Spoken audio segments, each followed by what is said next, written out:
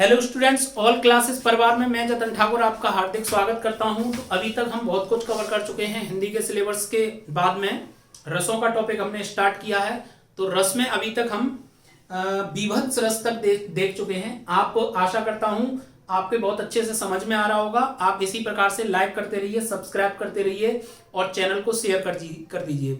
आपका एक लाइक हमें मोटिवेट करेगा और दूसरी वीडियो बनाने के लिए प्रोत्साहित करेगा। ठीक है ना।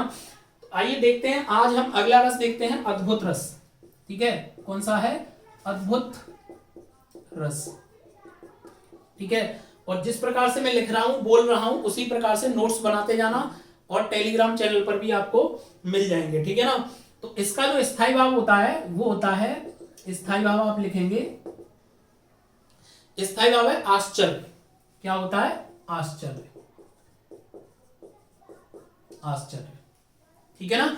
यानी आप किसी भी ऐसी चीज को पहली बार देखें या सुने या पढ़ें, ठीक है ना, उस समय क्या उत्पन्न होगा? आश्चर्य। और वहां पर रस कौन सा होगा? अद्भुत रस। ठीक है ना। जैसे कि एक सूरदास जी ने वर्णन किया है, यशोदा जी जब कृष्ण जी मिट्टी खा रहे होते हैं बचपन में, ठीक है ना, तो यशोदा जी उनके एक गाल पर चांटा मारती हैं। ठीक है ना।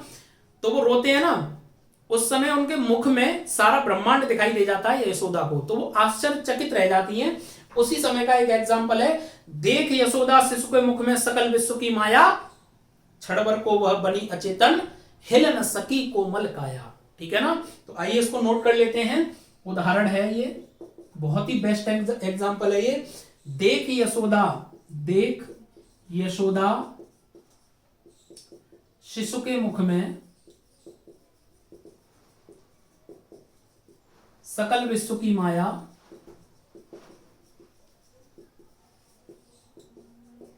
सकल विश्व की माया, क्षण भर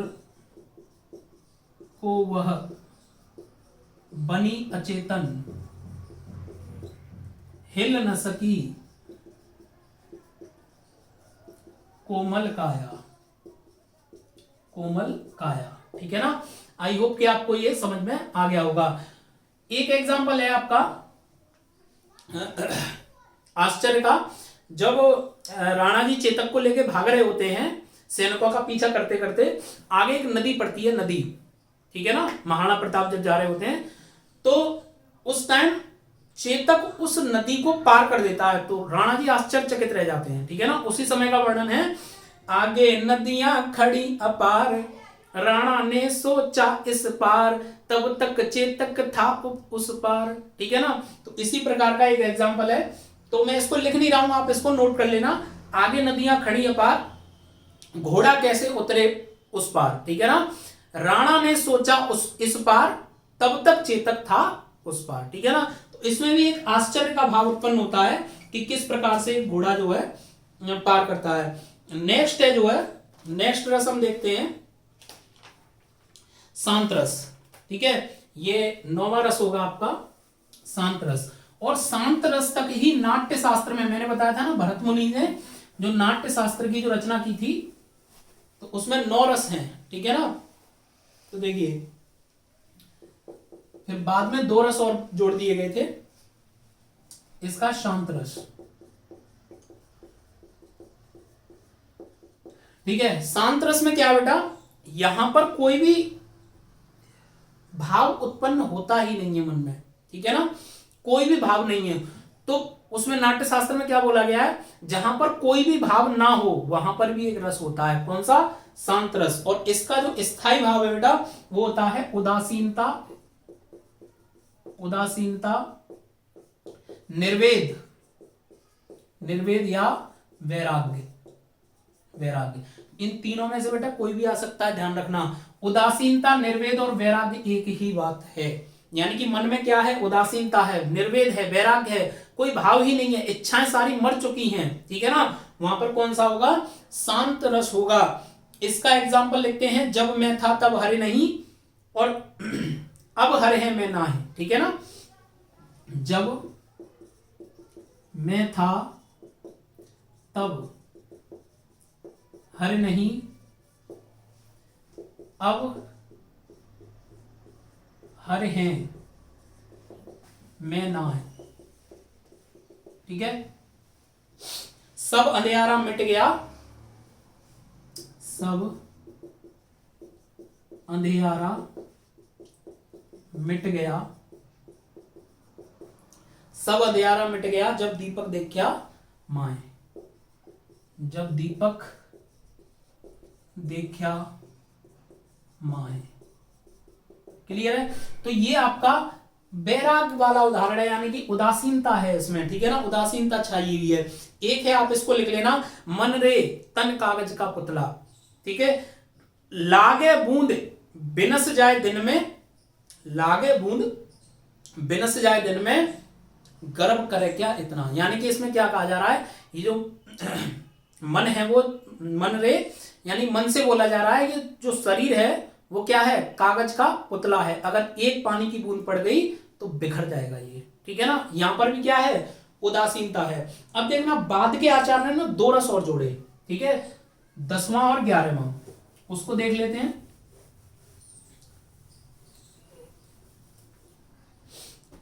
जो 10वां रस है उसका नाम है बेटा वत्सल रस। क्या है, वत्सल रस। ठीक है, क्या है नाम, वत्सल रस। और इसका जो स्थायी भाव होता है यहां पर वात्सल्य होता है, वात्सल्य रति, वात्सल्य रति। ये पहले श्रृंगार रस में ही आता था। ठीक है ना, लेकिन बाद में इसको अलग कर दिया गया। क्यों? क्योंकि ये वाला जो प्रेम होता है ये बच्चों के प्रति होता है। ठीक है ना, गुरु का शिष्य के प्रति प्रेम, माता पिता का अपने बच्चों के प्रति प्रेम होता है, बड़ों का छोटों के प्रति प्रेम होता है। ठीक है ना, तो वहां पर क्या होता है, वात्सल्य रस होता है, और वहां पर स्थायी भाव क्या होगा, वात्सल्य रति होगा। ठीक है ना, तो एक है कौशल्या जी और रामचंद्र जी का वर्णन है। रामचंद्र जी जब छोटे होते हैं तो कौशल्या जी उनको उनके रूप को निहारती हैं। ठीक है ना, किलक अरे मैं नेह निहारूं इन दांतों पर मोती वारूं। ठीक है ना, किलक, उनकी किलकारियों को सुन सुनकर बहुत प्रसन्नता महसूस होती है उनको। ठीक है ना, किलक अरे मैं नेह निहारूं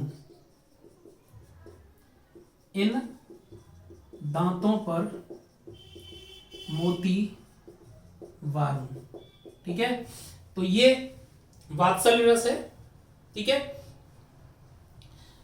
एक और है बाल दशा सुख निरख यशोदा पुण्य पुण्य नंद बुलावत। ये यशोदा जी कृष्ण जी का वर्णन है। ठीक है ना, अंचरा तरले डाक सूर्य प्रभु को दूध प्यावत। ठीक है ना, तो ये भी कृष्ण जी, सॉरी यशोदा और नंद बाबा जो हैं वो कृष्ण जी को देख करके बड़ा प्रसन्न होते हैं, वात्सल्य रति उनके मन में उत्पन्न होती है। अब हमारा लास्ट रस बाकी है जिसका नाम है भक्ति रस। ठीक है, भक्ति रस, भक्ति रस। देखना बेटा भक्ति रस कहां पर होगा, मैं बताता हूं आपको। भक्ति रस, भक्ति रस किसी के भी प्रति अपने संपूर्ण शरीर को समर्पित कर देना, मन को, तन को, धन को संपूर्ण समर्पित कर देना, और वही हमारा पालन करता होगा। उस परिस्थिति में जो भाव उत्पन्न होते हैं क्या होता है, भक्ति रस होता है वो। ठीक है ना, और इसका जो स्थायी भाव होगा, स्थायी भाव, स्थायी भाव बेटा क्या होता है इसका, अनुराग, अनुराग, अनुराग। ठीक है, यानी किसी के भी प्रति समर्पण, अनुराग। ठीक, अनुराग होता है इसका स्थायी भाव। इसका एग्जांपल, उलट नाम, उलट नाम जपत जग जाना, वाल्मीकि भय ब्रह्म समाना। वाल्मीकि जी ने क्या किया था, मरा मरा मराम राम राम राम। ठीक है ना, उल्टा नाम जपना स्टार्ट किया था और वो ब्रह्म के समान हो गए, यानी ब्रह्म में विलीन हो गए। ठीक है ना, इसमें भी भक्ति रस है। लिखवा नहीं रहा हूं, आप लिख लेना स्वयं ही। ठीक है ना, बोल दिया है मैंने। नेक्स्ट कौन सा बहुत ही फेमस एग्जांपल है, मंगल भवन अमंगल हारी, द्रवहु सुदशरथ अजर बिहारी, दीन दयाल, विरद संभारी हरऊ नाथ मम संकट भारी। और इसी के साथ में हमारे रसों की समाप्ति होती है। ठीक है बेटा, आपको मैंने सारे रस पढ़ाए हैं, अच्छे से पढ़ाए हैं। आप एग्जाम्पल नोट कर लेना, अच्छे से याद करना, रसों के अवयवों को अच्छे से याद करना। ठीक है, गारंटेड बात है, इससे बाहर क्वेश्चन नहीं आएगा रसों का। ठीक है ना। और जो आपके नोट्स होंगे वो टेलीग्राम चैनल पे मिल जाएंगे, उनकी पीडीएफ। आपको क्लास नोट्स भी बनाने हैं, नोट्स के चक्कर में नहीं रहना है। ठीक है ना। साथ ही साथ आप हमारे चैनल को लाइक कीजिए, सब्सक्राइब कीजिए और शेयर भी कीजिए, ताकि हम इसी प्रकार से कंटिन्यूअस तरीके से वीडियो बनाते रहें। ये आपके हाथ में है, चैनल को बंद करवाना है, चालू रखना है। ठीक है, धन्यवाद। जय हिंद, जय भारत।